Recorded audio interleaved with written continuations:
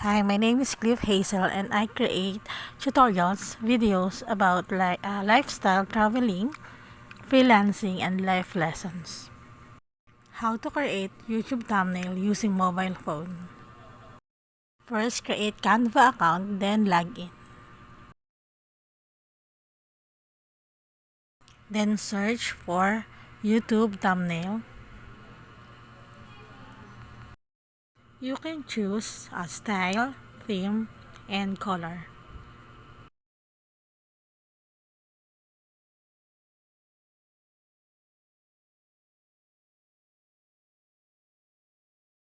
It depends on your preference, whether it's aesthetic, minimalist, or something like that.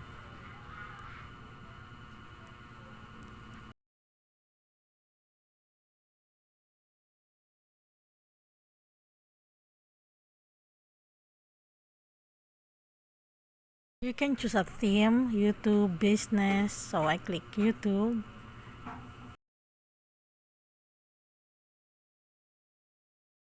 There are a lot to choose from, but you should be aware that there are paid and free templates. Okay, so let us choose one now.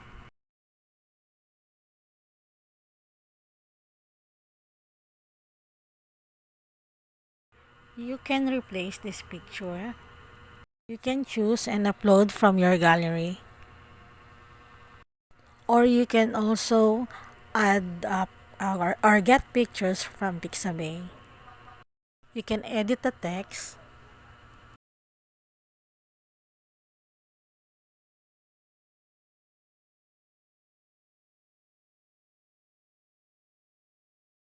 Then you can also change the background.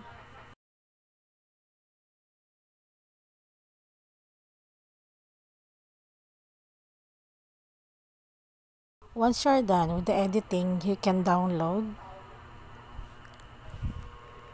save as PNG, and select pages if you've created many pages.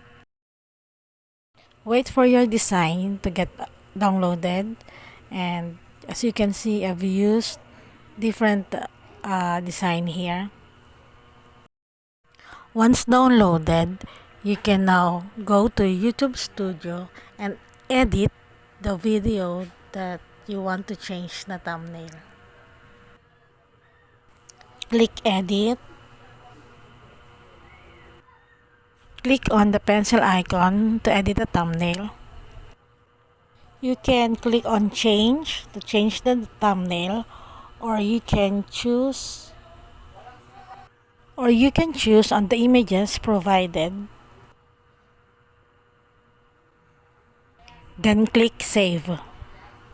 Subscribe for more videos like this and don't forget to hit the bell button.